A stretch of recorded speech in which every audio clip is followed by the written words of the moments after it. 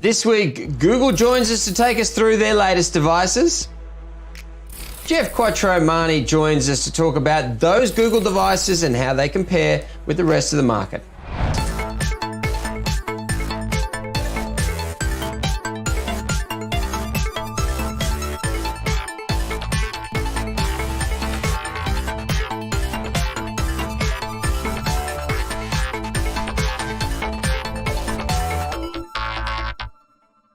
We're joined today by Matt Gaskell from Google. Obviously, these guys have announced their new Pixel handsets. They've also announced the new Chromecast as well. Most of us that stream content to our TVs do it with a Chromecast. It's easily the most successful enabler of smart device content streaming to our televisions on the planet. Google's done very well with it. But first, I thought we'd have a chat about the Pixel handsets that have been announced for this market. Matt joins us now. How are you, Matt? Very well, thanks for having me. Good to get some insights from you today.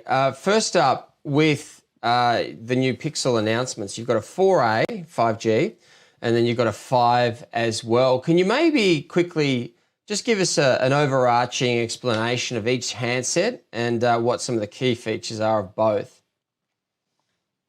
Yeah, for sure. Thanks. So we've got the Pixel 5 coming in at the hero end of our device range, and the Pixel 4a with 5G.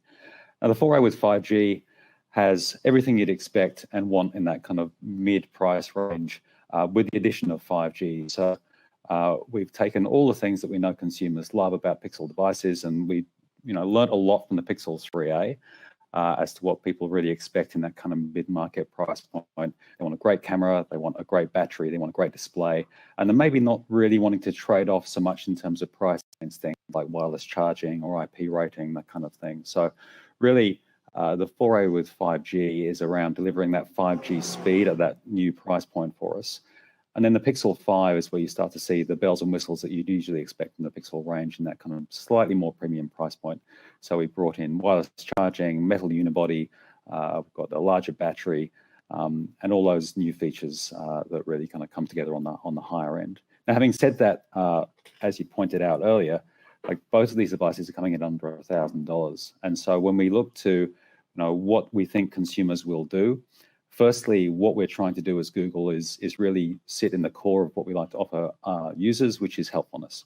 So we're kind of living by this mantra of help per dollar, and we want to make sure that we're providing the best help per dollar for each end user. And so when you making a decision about which phone you'd like to buy, it's really you choose the hardware that best suits your purpose, and then we'll give you really consistent experiences through the software. So we deliver on both devices. We have amazing camera features, we have amazing battery features. So extreme battery saver comes on both. We have cinematic pan comes on both. Night sight and portrait mode lighting comes on both. And we also maintain the updates on both devices for 3 years. So Matt, Pixel 4a 5G, do we get the full 5G experience that other more expensive handsets are providing us, for example, around speeds, network connectivity, for example? Yeah, for sure. And we're using the same Qualcomm Snapdragon chipset in both devices. So you're absolutely getting the same features and functionality from a 5G perspective on both as well. We think it's really important. Like Australia, I guess many people won't remember, but Australia was one of the fastest countries to move from 3G to 4G. And we're seeing investments from networks that we really think are going to drive that again with 5G. And so we really want to make sure we're providing a great experience for our end users on 5G. So there's no difference between the two devices in terms of connectivity. Your go-to-market message really from the beginning of Pixel has been the best integration of Google services into the Pixel handset. There's no doubt that by enabling 5G into these handsets, you're going to have an even richer Google experience with Google services on these handsets. Obviously, that's part of the goal. Absolutely. And so really, we like to think that if you're buying a Pixel, you're kind of holding Google in the palm of your hand. And so we continue to work on experiences like Assistant, which you've seen in multiple devices, and I think we'll speak about Assistant on other devices as well. Duo, which is getting a much tighter integration, so screen sharing, multiple participants in Duo calls coming through. YouTube caching. So particularly with 5G, obviously you've got opportunities for YouTube caching and having really rich YouTube experiences, which you know aren't going to buffer or stutter. And we'll continue to work through those. I think the other thing that we're doing with Pixel is making some offers for consumers on multiple Google services. So there's 3 months of Google One, there's 3 months of YouTube Premium, there's Google Play Pass as well. So when you buy a Pixel device, you kind of get to dip your toe into multiple Google services and really feel like what happens when you have all those services humming on the same device at 5G speeds. You have gone, one device has got the Gorilla Glass, that's the Pixel 5, the other, the 4A with 5G does not. Is the goal there to give it one device more of a premium feel than the other? I mean, you're paying a couple of $100 more, I guess, but is that sort of the design goal on doing that? Yeah, absolutely. So we've got a similar design language, but as I said, consumers will choose which device fits their either their pocket or their lifestyle best. So with the 4A 5G, we've gone with a plastic unibody, we've got a metal unibody with the Pixel 5. We've got Gorilla Glass on the Pixel 5, and it's really, for some people, a plastic unibody is fine, and there's a lot of plastic unibody devices out there. Others, they really want to have that the kind of premium materials, Gorilla Glass, metal finish, all that kind of the premium end of town when it comes to colors and materials. So that's what we're offering, those two options there as well. I see you've got the wireless charging, but I didn't see whether you've got anything. You've got water resistance. Do you have an actual water resistance level that you're providing? For example, 68, yes, 67, for example? Yeah, so it was 68 on the Pixel 5. So we're calling out 68, and as you say, wireless charging and reverse wireless charging. So if you picked up a pair of Pixel Buds, you can wirelessly charge your Pixel Buds using your Pixel 5. And obviously we're seeing more and more devices and cars coming out with wireless charging as well. So you can use that on the Pixel 5 too. Good oversight on those ones, Matt. If we can go to the Google Chromecast, you've added a remote control on your new $99 Chromecast. Is one of the challenges of selling new Chromecast the fact that so many people have already got a Chromecast? Look, as you said in your introduction, Australians love Chromecasts, and we've been selling them for a number of years. And I think that really what's happened is the Chromecast, whilst it's still a great device, the landscape that it's operating in has really changed. So if you think about 2014 when we first launched Chromecast, it was really YouTube, and then we had Netflix came along, and then Stan, and then KO, and so we've seen this kind of multiple apps being delivered, and it's getting really harder and harder certainly for me to find the shows that I want to watch and to organize them and to work out where they are. And so I think there was always some demand for a device with remote control, but I think at least from my personal experience and my point of view, it's about there's such a wealth of content on such a wealth of different places now. You really do need help to try and organize it all into one place. And so having this UI where you can have all your apps, as I said, Stan, Disney Plus, Netflix, Amazon Prime, YouTube, all these apps in the same place, make them really easily discoverable, just makes that whole kind of sitting down and watching TV process, which was very easy for a long time. You just chose one of 4 channels and away you went, and then it's kind of exploded out. And then we're trying to use Assistant to kind of bring that back in again. So when someone says to you, and you'll see it in our creative, when someone says to you, "Oh, you should watch this show," you don't need to go home and then kind of spend half an hour working out which service it's on and how to find it. We can do that heavy lifting for you, and you just need to sit down and ask your TV to play it. So we're really happy with the way Chromecast is performing, and we think there'll be a space for Chromecast for some time. But just the way that users are starting to interact with content, and the power that Google we think we can deliver using Assistant to help that process. Means that we think it's the right time for this device and this Google TV interface that'll help people navigate their content. So we're really excited about it, and looking forward to see what Australians do with it. I think they're going to respond quite favorably. The interesting thing is with it as well, and I know we don't have much time left, but the question I want to ask is, do I get to choose what apps are added to the UI, or is that placed and fixed for my experience?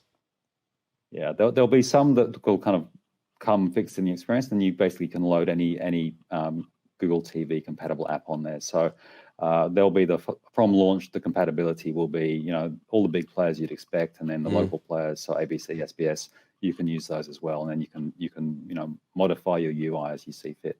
But yeah, we're really hoping that as I say, we've got a lot of Chromecast users in Australia, and we're really looking forward to delivering this new experience to them. We think it's going to be really, really compelling.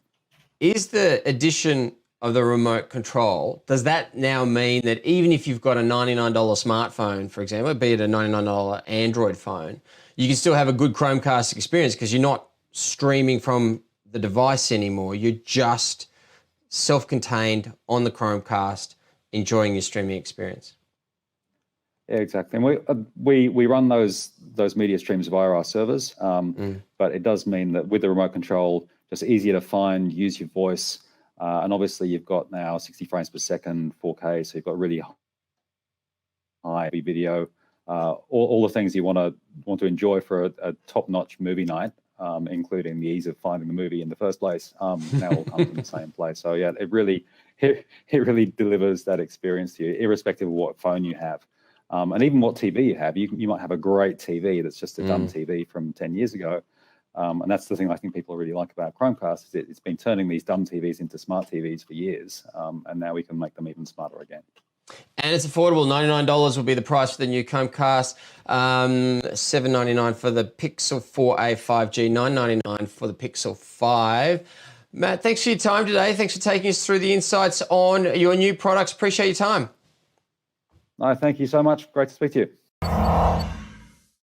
Breville is an Aussie company known for innovation in small appliances for nearly a century. With its latest product, Breville has combined two essential kitchen machines into one. It juices, it blends. Meet the Breville Blueser. The Blueser has a unique space-saving design. There's just one base to the machine with interchangeable juicing and blending attachments to best suit your needs. It's come a long way from the world's first whole fruit juice extractor that Breville released 20 years ago. This has 5 one-touch programs. From smoothies to frozen desserts, you can easily create them all, with programs that feature optimised time and speed settings to produce the best results. The Kinetics bowl and blade systems pairs power and functionality with several food processing tasks, giving it more versatility and convenience. Instead of just blending, it can prepare your meals or beverages as you require. Crush, chop, fold, and even aerate. So we had Google on the show. We appreciate Matt Gaskell's time from Google talking about their new devices. Now let's open the forum for a bit of discussion on what it is that they're doing versus the market. Geoff Quattromani, tech expert, welcome. G'day, Charlie. Let's talk handsets first. Pixel 4a 5G, Pixel 5. What are your thoughts? Look, I think we're actually becoming spoiled for choice when it comes to Google devices now. We've got the 4A with 5G, and we've got the Pixel 5. And when we think about the different levels that we have in essentially upgrades along the way, you would almost think that the Pixel 5 is going to be well over $1,000. But here we are, with a device that's going to cost you $999, and it's a flagship phone. And I think, I've been using it for a little while now. Reviews are still under embargo, but if you look at the spec sheet, you would say you're getting a flagship device for less than $1,000. It does make look above 1,000 device prices seem a little bit expensive. One of the things I also noticed, without even looking at the specs from what Matt was saying, was the 3 years of upgrades on the software. Is it correct to say that Samsung's still doing 2 years, or have they increased to 3 years now? Yeah, look, I think most manufacturers are starting to support the 3-year mark as well. Even the smaller brands are starting to make noise around that. However, guarantees that you want, because we aren't holding on to our phones for 24 months like we used to in the old days of signing up to contracts. More and more people are buying these outright. So if that's going to be your case, you want to make sure you're supported for at least 3 years, because that's how long we're at least holding these devices onto. Yeah, it is like that now, isn't it? And knowing from creating Gmail that the work you got to do in actually doing a software upgrade, I don't think everybody understands. It's actually not easy to go and do an upgrade from 8 to 9, for example, 9 to 10. You've actually got to go back and get a complete resubmission to Google and get them to authorize it, and then you can go through and do it. It's not a free process to do it. It is a worthwhile one if you're selling a $1,000 handset to a customer, though, so it's good to see. The 4A 5G is under $800, and it's got all the Google software integrations. It's got a pretty decent camera. It is a compelling argument. Look, this is a very compelling argument, and it almost actually could take sales away from the Pixel 5, because the reality is that it has pretty much everything that you see in the Pixel 5. It has the same cameras, has the same amount of storage. It actually has a larger display, and it still has 5G. The two things actually that you do miss compared to the Pixel 5 is wireless charging and water resistance. And if you don't care about wireless charging and you're pretty careful with your phone, then the 4A with 5G is cheaper and pretty much just as good. Got the same Snapdragon chipset in it. I mean, under the hood, the circuit board, same on both of them, basically. It's quite staggering. It is. And they actually also then add on that 3.5mm headphone adapter. So if you are somebody who still likes to plug headphones in, it now exists on the 4A with 5G, but it's not there on the Pixel 5. So I actually think it's great to have both options, but I will be surprised, later on if we start to see that the 4A with 5G has more sales than the 5. That's an unlocked price too. Remember, it's not locked to a particular network, for example. All right, so Pixel 5, $999. We're going to hear from Apple in a week and a bit, just over, about their handset. Do we expect them to be selling a $999 flagship? No, I don't think we'll see a $999 phone from Apple that sits in the flagship point of view. I know that they sell, their SE at $749, but you are looking at a phone that essentially looks like it is 4 years old already. So when Apple do take the stage next week, I think we'll see phones above $1,200. I think we'll see a phone that cracks the $2,000 mark, especially when you think of the iPhone 12 Pro Max 5G. I'm sure they'll call it something like that. Expect that one to be around $2,000 at least. I'll tell you, never have I looked more confused when I saw somebody sitting there telling me about how they didn't have any money, yet they had the most expensive iPhone in their pocket. The Chromecast now has a remote control. Look, very simple feature add-on, but a very good one. This is massive. Now, out of everything that Google announced, I think I'm most excited about the new Chromecast because I've got a Chromecast in the house, but it's on a TV where I know I need to use my smartphone to control it. I wouldn't give one of these to my parents because it is that extra level of complexity, whereas the new Chromecast has its own user interface. So it's just like an Apple TV that you plug it in, you've got a remote control, you can go through your streaming applications, whether it's Netflix, Amazon Prime, and others, and watch whatever you like. They've added the Google Assistant as well, so you can simply just talk to the remote and ask what you want to watch and not even worry about what streaming platform it sits on. It will just start playing. So if Google wanted to take a swing at the Apple TV, I think they've done it, and at half the price of an existing Apple TV.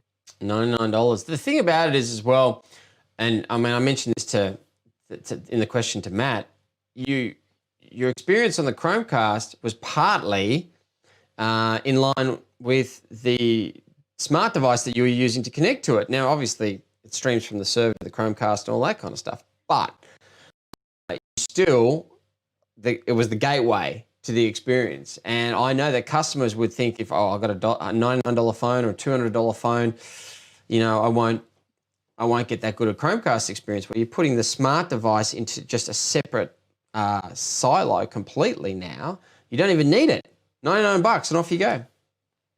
Absolutely. And Charlie, you would know yourself, I mean, the amount of phone calls that you would get on Talkback Radio and things like that, where people ring up and say, I want to start watching Netflix for the first time. How do I get into streaming? And the Chromecast used to be the cheapest offering, but actually the hardest to explain on how to use. And a lot of times you default to the Apple TV, whereas now you can say, well, for $99, you're going to get 4K streaming because it is a supported device. You've got an easy to use remote control. And everything is there. It's just, it couldn't be simpler. You don't even need to have a smartphone. I need to get this in my living room as soon as possible because I just can't wait to try it. Yeah, a lot of people don't realize that when Stan launched, and I might be speaking a bit out of school here, I mean, we sat there for hours working out how best to explain streaming from your smart device to a Google Chromecast so that people could get Stan onto their TV, right? I mean, it was that process of, okay, how do we methodically and easily explain this to people so they can understand it using television where we can show it to people? It took forever. So this will take a lot of that anxiety from people who aren't tech savvy and get them into streaming. And it's a good thing. All right, we won't talk about the Nest today. We'll say that for another day. But Pixel 4a, again, $799. That's the 5G one. $999 for the Pixel 5, and Google Chromecast comes in at $99. Worth the upgrade, in my view, if you've even got a Chromecast today. Geoff Quattromani, good to chat to you. We'll speak to you again next week. Thank you, Charlie. Big thanks to Matt from Google. Geoff Quattromani once again. Questions in the comments section. We'll chat to you again next week when we'll do another live Cyber Shack show here on Facebook and YouTube. We'll see you then.